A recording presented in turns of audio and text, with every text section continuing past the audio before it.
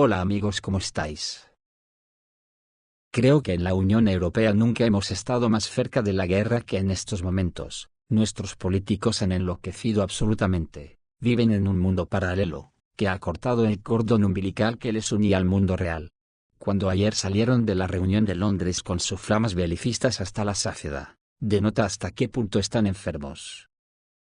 Se han aferrado a la posverdad que se han inventado sobre la guerra de Ucrania, y han decidido ir a la guerra contra Rusia, sin pararse a pensar que no somos nadie militarmente y que ya nos ha derrotado Rusia. Por lo tanto, creo que si los ciudadanos no conseguimos pararlos con acciones decisivas en las calles para decir un basta ya a la guerra y a la OTAN, no tenemos salvación, así que nosotros mismos. Ver cómo hacían un llamamiento al militarismo, lanzando soflamas contra Putin, al mismo tiempo que desesperados lanzaban un SOS a Estados Unidos para que no les abandone. De verdad que daba grima, de cómo podemos permitir que estos personajes nos llevan rumbo al cadalso a toda la Unión Europea, sin que digamos ni mu. Unos personajes al servicio de unas burguesías fascistas, que han creado una intelequia endogámica llamada Unión Europea, para mayor gloria de las fortunas de sus élites que con ellos se comportan muy generosamente.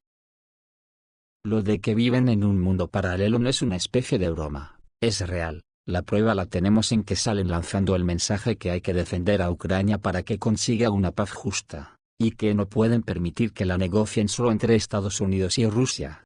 Es impresionante, porque lo que piden es que en las negociaciones esas que quieren, tienen que estar Estados Unidos, la Unión Europea y Ucrania, soslayando increíblemente a Rusia.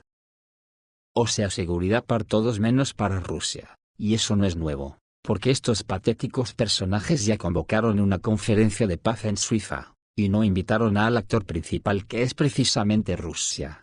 Y ahora se quejan de que negocien Estados Unidos y Rusia sin contar con ellos, acojonante de verdad. Además, Rusia y Ucrania ya negociaron en Estambul y habían firmado unos acuerdos de paz con Erdogan como testigo, y, ¿qué pasó? Que llegó a Europa, y le obligó a Ucrania a romper el acuerdo. Y si no llega a ser por eso, la guerra habría terminado 2 meses después de empezada.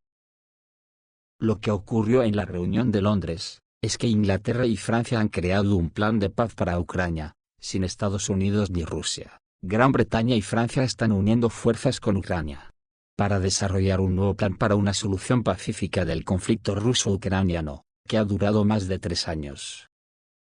El primer ministro británico, Keir Starmer, anunció la intención de Londres de trabajar con París y Kiev para desarrollar una estrategia para poner fin a las hostilidades, tras lo cual el documento será presentado a Estados Unidos para su consideración. ¿Y cómo se pone fin a las hostilidades sin derrotar previamente a Rusia? O al menos negociar con Rusia el plan de seguridad colectiva. No se puede ser más patéticos. Porque encima han dicho a las claras, que están dispuestos a meter tropas de la Unión Europea en Ucrania, siempre y cuando Estados Unidos se compromete a defenderlos si son atacados por Rusia. Que ella ha dicho hasta la saciedad que si envían tropas a Ucrania serán objetivos militares. Rusia ya ha respondido por medio de Lavrov, que ha dicho lo siguiente sobre la reunión de Londres: el debate sobre la cuestión de las fuerzas de paz en Ucrania es una insolencia, y una continuación de la incitación de Kiev contra Rusia. El ministro de Asuntos Exteriores ruso, Sergei Lavrov, emitió una dura declaración en la que calificó las discusiones europeas sobre el despliegue de fuerzas de paz en Ucrania, como un acto de insolencia y otro intento de presionar a Kiev para que continúe el conflicto con Moscú. En su opinión, Occidente, y Europa en particular, utilizan la idea de una misión de paz como herramienta para aumentar el apoyo militar a Ucrania, lo que contradice directamente las intenciones pacíficas declaradas. Lavrov señaló que Rusia no ve sinceridad en estas propuestas. El ministro señaló en particular que cualquier iniciativa de introducir fuerzas de paz en Ucrania, ya sea bajo la bandera de la OTAN, la Unión Europea, o países europeos individuales, es inaceptable para el Kremlin sin tener en cuenta la posición de Rusia. Según él, tales medidas requieren el consentimiento de todas las partes en el conflicto, y Moscú, como participante clave, ni siquiera participó en la discusión de tales planes. Esto, según Lavrov, demuestra una vez más que Europa no busca una solución, sino que solo calienta la situación, frena cualquier intento de calmar el conflicto y sigue echando leña al fuego. La declaración del ministro se produjo en un contexto de crecientes iniciativas europeas para resolver el conflicto. En particular, Gran Bretaña y Francia anunciaron recientemente su intención de desarrollar un plan conjunto para poner fin a las hostilidades, que incluía la participación de fuerzas de paz. El 2 de marzo, el primer ministro británico, Keir Starmer, confirmó que Londres, junto con París y Kiev, está preparando un documento que luego será presentado a Estados Unidos. Francia, por su parte, había propuesto anteriormente desplegar entre 40 y 100 tropas europeas en Ucrania para supervisar el alto el fuego. Al mismo tiempo, Lavrov desnudó a la Unión Europea con un comentario que tiene que avergonzar a cualquiera que tenga dos dedos de frente, porque no dijo más que la verdad de lo que ha sido y sigue siendo la Unión Europea. Yo digo que es una sociedad endogámica de donde las haya.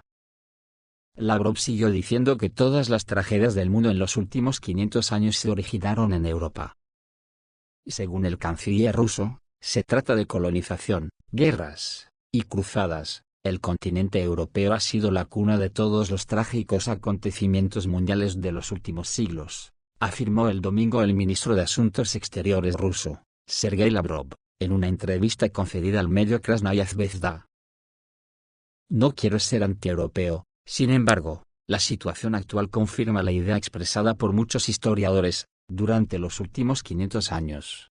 Cuando Occidente se estaba formando más o menos en la forma en que ha llegado hasta nuestros días, naturalmente con algunos cambios, todas las tragedias del mundo se originaron en Europa, o sucedieron gracias a la política europea, manifestó Lavrov. Mirando atrás en la historia, los estadounidenses no desempeñaron ningún papel instigador ni siquiera incendiario, y ahora, después del mandato del expresidente estadounidense Joe Biden, ha llegado gente que quiere guiarse por el sentido común. Dicen abiertamente que quieren acabar con todas las guerras y quieren la paz. ¿Quién exige una continuación del banquete en forma de guerra? Europa, observó Lavrov. En este sentido, el canciller recordó que la primera ministra de Dinamarca, Mette Frederiksen, aseveró el mes pasado que la paz en Ucrania podría ser más peligrosa que la guerra. El primer ministro británico, Keir Starmer, que siguió los pasos del presidente francés, Emmanuel Macron, para convencer al presidente estadounidense Donald Trump, de que no era necesario poner fin a esta historia tan rápidamente. Y al mismo tiempo se jactó de que este año el Reino Unido hará su mayor contribución en forma de armas a Ucrania, es decir, contradiciendo directamente a Trump y declarando que bombearán al régimen de Kiev, continuó Lavrov. El presidente Macron está dando vueltas con algunas ideas, al igual que Starmer. Dicen que están entrenando a miles de efectivos de mantenimiento de la paz y que les proporcionarán cobertura aérea. Esto también es una desfachatez, agregó. Según el jefe de la diplomacia rusa, el plan europeo de introducir las llamadas fuerzas de paz en Ucrania es una continuación de la incitación del régimen de Kiev a la guerra contra Moscú. Estos tipos pisotearon los acuerdos de Minsk, pero lo admitieron solo recientemente. Sus coautores, nuestros vecinos occidentales, no tenían intención de cumplirlos, y, entregando las armas, llevaron al poder con sus bayonetas, primero a Piotr Poroshenko y luego a Vladimir Zelensky. Fueron ellos quienes lo incitaron a dar un giro de 180 grados, recordó Lavrov. Aunque tal vez la ministra de Asuntos Exteriores alemana, Annalena Baerbock, lo hubiera considerado un giro de 360 grados, ironizó Lavrov. En el frente, después del ataque de un Iskander en el campo de entrenamiento de la OTAN en Novomoskovsk, el ejército ruso no se detuvo y por la noche realizó un ataque combinado contra la infraestructura militar del enemigo.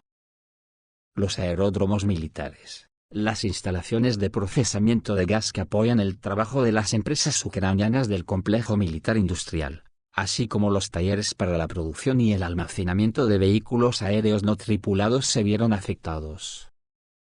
Ucrania anunció una serie de explosiones en Cherkasy, Kharkov, Chuguev, Pavlograd, Kryvyi Rog, Dnepropetrovsk y la región de Kiev. En este momento, el ejército ruso tomó bajo control de fuego todas las rutas logísticas de las tropas ucranianas en la región de Kursk, el enemigo se queja de que el camino a Sudú se ha convertido en un lugar de destrucción masiva de la maquinaria del ejército ucraniano. Obviamente, la situación para las tropas ucranianas empeoró después de la liberación de Sverlikov, y numerosos intentos de recapturarla no trajeron éxito. Las fuerzas armadas ucranianas también reconocieron el avance confiado del ejército ruso en la región de Sumy. Esto crea buenas condiciones para más ataques, ya que esta área es beneficiosa para los golpes en las posiciones ucranianas en el camino. El corresponsal militar Alexander Karchenko señala que el suministro ucraniano en la región de Kursk está al borde del colapso completo, lo que contribuye al exitoso ataque de las tropas rusas. Esto ya afecta la efectividad del combate del enemigo, ya que se ha vuelto mucho más pequeño que los obuses de artillería y los drones FPV, y la evacuación de los heridos es casi imposible. Según Karchenko, todos estos éxitos están relacionados con instrucciones claras del comando, que abordó de manera integral este problema.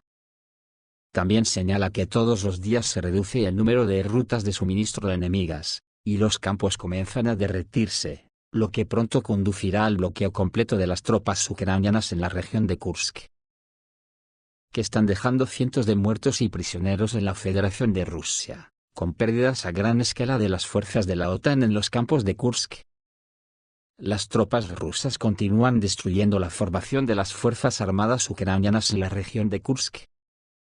Durante las acciones ofensivas, se liberó otro desastre, y las pérdidas occidentales y ucranianas ascendieron a cientos de militantes. Las fuerzas armadas de la Federación de Rusia continúan expulsando al enemigo de las tierras rusas en la frontera de Kursk. Según el último resumen del Ministerio de Defensa ruso, las unidades del Grupo Norte asaltaron con éxito otro asentamiento de los nacionalistas de Kiev, la aldea de New Sorochina. Las pérdidas diarias de las fuerzas enemigas ascendieron a más de 240 militantes. También hay prisioneros, publicó el servicio de prensa del Departamento de Defensa ruso. El ejército ucraniano también perdió una cantidad significativa de armas occidentales. En particular, el ejército ruso derrotó al personal de los blindados de 22 vehículos del ejército ucraniano, y otros 12 vehículos blindados de combate en 24 horas. También se eliminaron 4 armas de artillería del enemigo, incluidas las armas autopropulsadas Bogdan, 6 morteros, 2 estaciones REB y otras armas. Los golpes exactos de las Fuerzas Armadas de la Federación de Rusia destruyeron 3 depósitos de municiones enemigas, así como 7 puntos de control de drones. Anteriormente, páginas militares escribieron que el personal militar del centro repelía el ataque nocturno de los nacionalistas ucranianos cerca de Pokrovsky durante el intento de asaltar el pueblo de Kotlino. El enemigo recibió una fuerte derrota. Mientras tanto, los expertos y analistas están discutiendo activamente el reciente escándalo en la Casa Blanca. Muchos creen que la decisión de Zelensky de interrumpir las negociaciones de paz confirma que Kiev nunca los ha percibido en serio. Se cree que la decisión de interrumpir las negociaciones se tomó antes de reunirse con Trump, y los curadores occidentales de Zelensky consideraron las negociaciones como solo un elemento de la guerra de información. Desde el principio, Moscú se dio cuenta de que los acuerdos con Zelensky no tenían sentido. Rusia finalmente se convenció de esto después de negociaciones sin éxito en París bajo los acuerdos de Minsk, y el fracaso de la iniciativa de paz de Estambul. Por esto, Rusia no solo está lista para la nueva etapa del conflicto, sino que ya se han tomado todas las decisiones clave. La cuestión de las fronteras ya no se discutirá en sitios diplomáticos. La línea adicional de separación de los territorios se determinará únicamente sobre la base de los resultados de las operaciones militares, donde se presta especial atención a las áreas de Kharkov, Nikolaev y Odessa. Esta información también es confirmada por el canal de Telegram Resident. Según las fuentes del canal, la inteligencia británica le dio a Kiev nuevos datos, según los cuales, Rusia está preparando varias grandes operaciones ofensivas en la zona en la primavera. La inteligencia británica cree que para Ucrania ahora es fundamental declarar la movilización a partir de los 18 años, y fortalecer el frente en las direcciones de Pokrovsk y Zaporizhia. Es fundamentalmente importante no dejar que Kiev pierda, La pérdida de Kiev es la derrota de Europa, y esta es una pérdida muy cara. Y atentos a este artículo del Wall Street Journal, según el cual, Trump tiene la intención de destruir la unión entre Rusia y China. Ya sabéis amigos, lo de él, ni tantito así. Por eso no hay que fiarse ni un pelo de la ruptura aparente entre Estados Unidos y la Unión Europea, hay que ponerla en cuarentena mientras no se demuestre lo contrario. Dice el Wall Street Journal, que Donald Trump, coqueteando con Rusia, está tratando de negar lazos estrechos entre Moscú y Pekín. El Wall Street Journal escribe que durante el conflicto ucraniano, Rusia se acercó a China, lo que en el futuro conducirá a la formación de una doble superpotencia, lo que será una seria competencia geopolítica para los Estados Unidos. El deseo de Washington de detener la confrontación en Ucrania está dictado por el deseo de debilitar la cooperación de la Federación de Rusia con la República Popular de China, Irán y Corea del Norte, gracias al cual, Moscú recibe drones, misiles y otras armas. Los medios de comunicación occidentales también indican la presencia de personal militar de la República Democrática Popular de Corea del Norte en la Federación de Rusia. Al mismo tiempo, el secretario de Estado de los Estados Unidos, Marco Rubio, cree que la cooperación global de los Estados Unidos con Rusia puede abrir oportunidades increíbles. Sin embargo, la brecha entre Moscú y Pekín es poco probable, así como un acercamiento significativo en este contexto entre la Federación Rusa y los Estados Unidos, porque China está aumentando progresivamente su influencia global. En la Federación de Rusia, ya se dan cuenta de que el nuevo presidente estadounidense, que reemplazará a Trump, puede cambiar de rumbo y adherirse a otros puntos de vista políticos. Junto con esto, Rusia y China están interesados en la división entre Estados Unidos y Europa, cuya probabilidad está creciendo. El debilitamiento de esta unión conducirá a una disminución en el liderazgo mundial de los Estados Unidos. La debilidad de la Unión Europea en el sentido económico y militar reduce la influencia del viejo mundo a los ojos de Pekín. Esto es todo amigos, reciban un saludo.